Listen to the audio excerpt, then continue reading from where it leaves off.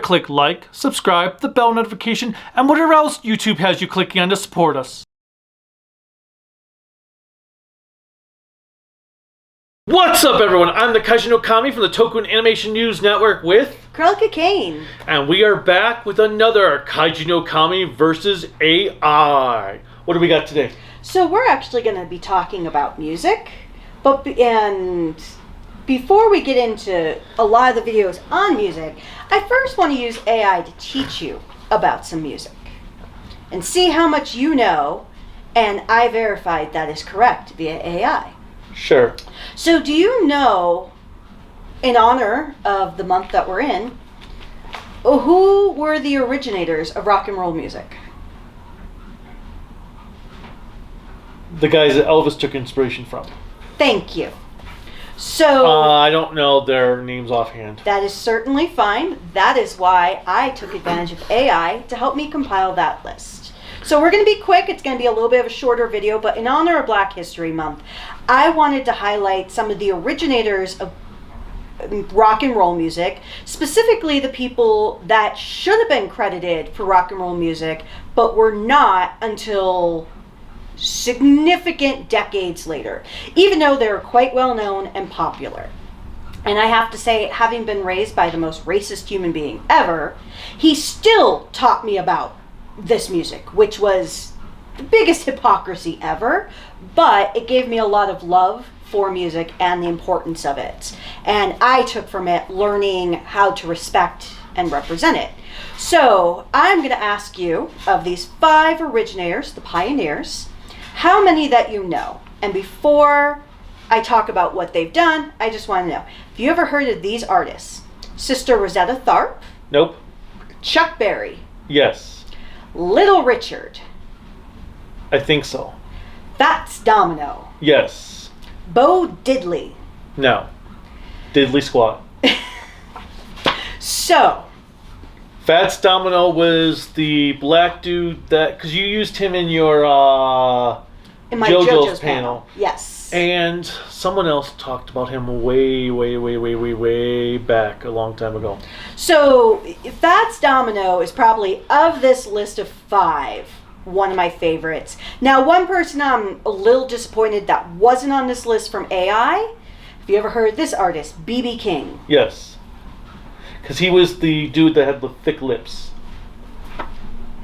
Sadly, that's how they animated him, but yes. Well, he did have bigger lips. That's how yes. I know, because he played, it was the trumpet, I think. He played so many instruments. But he was able to have a lot of power in his lips, if I recall, to really come out with a lot of sounds. Well, yeah, he played every instrument known to man.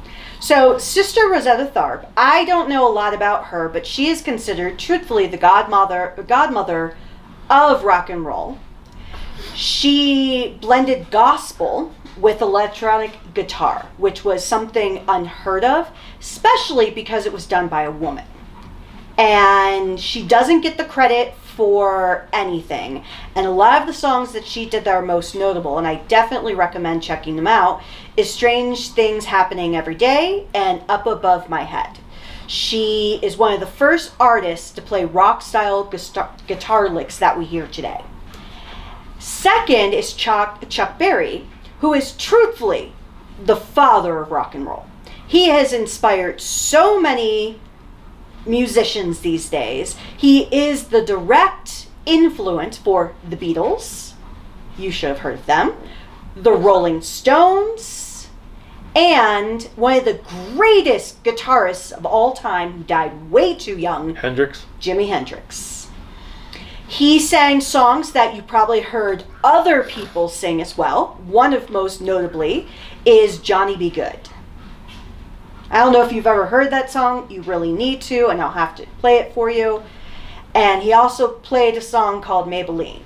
And sounds like a song. The one Johnny sounds like Be Good? Sounds like a song that's in Final Fantasy called Johnny Be Bad. Yes, they take a reference of it.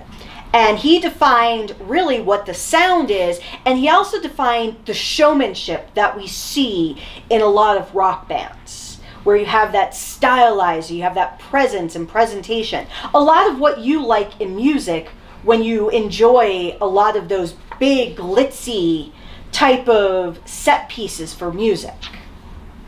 Little Richard, who was amazing. He played the song, oh God, you should know these. Tutti Frutti, Long Tall Sally, and Good Golly Miss Molly. I've listened to all of these. I've heard of the last one. Tutti Frutti you probably heard because of other people. I think I know that one, but I've never heard of the second one at all. Really? Oh, that's such a good song. He is called the architect of rock and roll.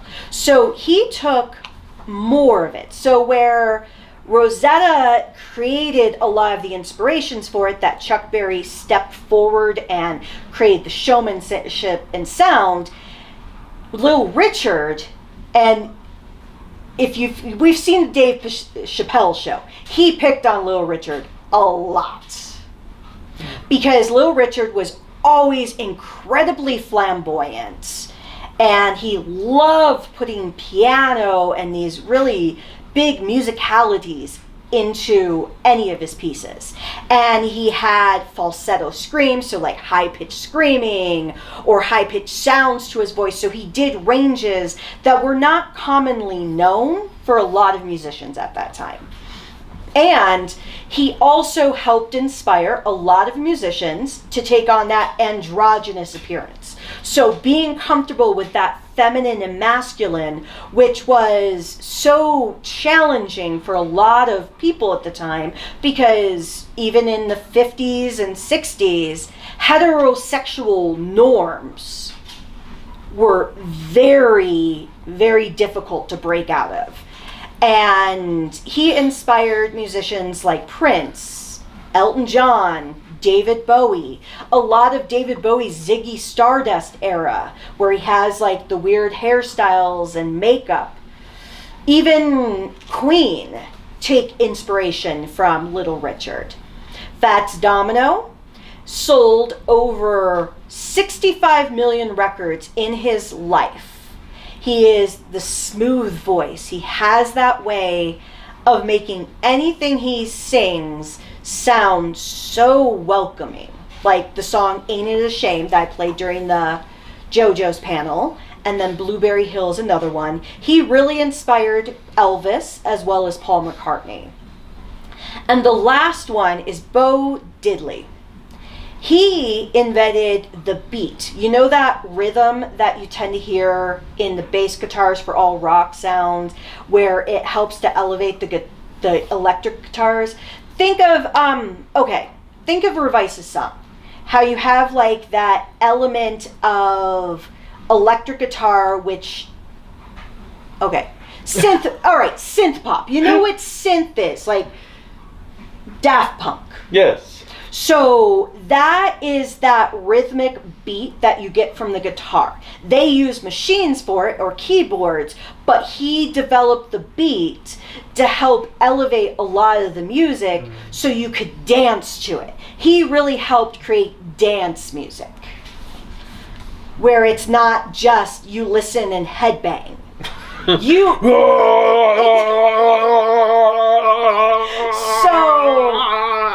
So it's kind of one of those things of he helped make rock music to the type of rock music that you like. Like I like all music, but you prefer more than what I do. You like it where even though you will never dance, you like that beat. Where in your mind I think you're doing all kind of dancing, but in real life you're not. But he actually named a song after himself, another song of Who Do You Love, and he inspired the White Stripes, Jimi Hendrix again, because everybody has to love Jimi Hendrix, and the Rolling Stones. So the Rolling Stones really, Mick Jagger specifically, took a lot of inspiration from Bo Diddley on how he did a lot of his music. And he also helped create more of that heavier guitar where you can do the distortions with the guitars to make them sound crazier. Like think of the Iron Man song. I'm just thinking of Boogie Pop and others right now. Well, that's... with Distortion King. Everybody who makes music truthfully has to thank all of these people. Because, well, there's others too, but these people are the reason any of the rock music we have today, any of the rap music, any of the pop music, these people are really the ones who modernized it. And it's an insult many times when people don't know who our true originators of the music we enjoy today are from. Now, a couple of other people to think about that are pioneers. One is the person who actually wrote Elvis Presley's famous song that she sang for years but never got credit for. Which song is his famous song? Hound Dog. You probably don't know it because you don't know much about Elvis, but the song is called Hound Dog, and the key line is, "You ain't nothing but a hound dog." Big Mama Thornton, which if you've ever seen the movie or stage play Chicago, they actually make a reference to her because she's a famous jazz singer from the 40s and 50s. She sang Hound Dog, which Elvis procured. I'm not going to diminish Elvis's efforts, creations, or anything like that because that's not my point. But she sang that song about men who are stepping out on their women cheating. Elvis, I have no idea what he's singing about. But it really blended blues with rock. And she's one of the first female rockers in history after Sister Rosetta Tharpe. Ike and Tina Turner created a lot of the rhythm and blues that comes with rock music. You should have heard, Ike is a terrible human being. Tina Turner did a James Bond song. Yes. Okay. I love how your reference to music is. But she actually did a song in one of my favorite musical movies, Tommy. Ike Turner was a horrible human being. He was a great musician, but he was a woman beater. But so he was Chris Brown's originator. Essentially, yes. Ray Charles, who is the father of soul. He's the blind guy? Is that the blind guy? Well, Ray Charles, that is Stevie Wonder. Oh, okay. But Ray Charles, I believe he did have sight issues as well. But Ray Charles is known for blues. He blended a lot of gospel music and soul music into rock. Jimi Hendrix, as I've said, the guitar god. If you've never listened to Jimi Hendrix and the Experience, please do. Is it an experience? It is. And he is part of the 27 Club, sadly. 27 Club it's not actually a club. There's this theory because so many famous art musicians and actors died at the age of 27 that they called it the 27 Club. Actually, I can't remember his name. River Phoenix. He was in the Stand By Me as well as a couple of other movies we watched. He died. He's Joaquin Phoenix's older brother. He died at around 27. Janis Joplin died at 27. And she is notable that I'll talk about during Pride Month because she was one of the first big names that was part of the LGBTQ community, but people ignored it because of the fact that she did great music, which I thought was an insult because it was part of who she was. And then Prince. The genre breaking and gender bending because he wore very flamboyant clothing. And then one of the things that I'll last talk about before we walk away from this is the erasure of black rock musicians. I think we were talking about, I mentioned this yesterday when we were at Raising Cane's and we were listening to Living Color, Cult of Personality.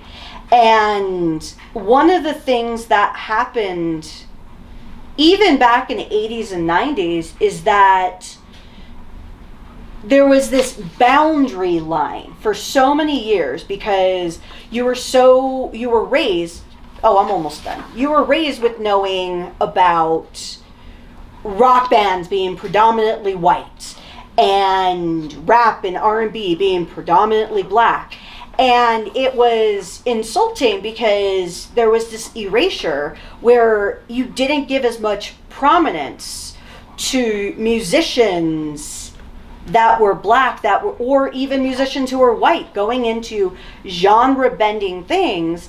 And a lot of these musicians were put onto the sideline and ignored for all the contributions that they did to music. I'm not here to be preachy. Well, okay, because I'm looking here at like all their death dates. Except for the Tharp lady who died in 1973, you'd think that at some point these others who were 2020, 2017, they would have gotten more notoriety. Well, yeah, because Chuck Berry died, less than 10 years ago? Well, they all died. Except for Bo Diddley. But yeah, Chuck Berry, Little Richard, Fats Domino, less than 10 years ago, they all passed away. But do people know about them as well as they know about the Beatles, the Rolling Stones, or any of those musicians or Led Zeppelin, Pink Floyd? None of them would have, okay, I don't want to be that mean. They would all have something. But what would their sound be without these individuals to really kick off the musical process? And that's why, because I'm a lover of music, I listen to everything. He hates when we go to a restaurant and they're playing music, because half the time I know the lyrics, or I know the band, or I can tell him a random thing about a musician. He's like, I really don't care. But music has always been a part of me and who I am. So I really wanted to start this next batch of AI videos with first using AI to educate you and everyone watching about music and about some of the musicians that we don't know about as commonly today, that we should take advantage of and learn a little bit more about our musical history. Doesn't mean you have to like their music, doesn't even have to be your thing. Some of my favorite rappers, I like Biggie or Notorious B.I.G., which nobody wears their t-shirts, but they all wear Tupac's, which is fine because I like Tupac too. Tupac's the one that worked with Diddy to murder him. No. I was gonna no, okay. No, Tupac. Allegedly, I should say that first. Allegedly, Diddy put a contract out to unalive Tupac. Allegedly. Not allegedly, he did. Oh, well, until it's proven in court, I have to say allegedly, and so do you. Allegedly, he also took advantage Diddy took advantage of Biggie's death. Yes. To capitalize on it, to have his career where it is today. That's not allegedly, that's true, because he was a nobody until Biggie died, then suddenly everybody gave a damn about Poop Daddy. And Grandmaster Flash is another person people don't hear of. He was one of the godfathers of rap music. You have so many out Anyway, there. we're getting off topic. But no, it's just important to talk about our musical history. And even though I'm focusing on the rock aspect, now some of the modern rockers that actually get the recognition for being rock artists today are Lenny Kravitz, who everybody should know from a lot of the music. He also does some acting. So, I guess, was AI accurate in these? Yes, AI was actually beyond accurate. Now, I don't know enough about Willow Smith, but apparently Will Smith's daughter is getting into the rock world, so I'll have to check that out. But also, we talked about Living Colour. Their most popular song is Cult of Personality, but I definitely recommend checking them out. You also have Bruno Mars, who's doing a lot of rock and Bruno Mars is black? Yeah. Oh, I thought he was some white guy that had like greasy hair combed back.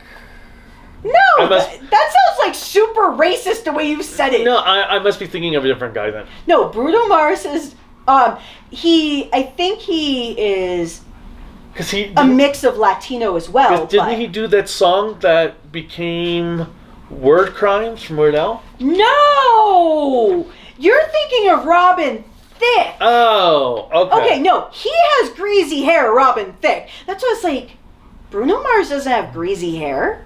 Bruno Mars is normal.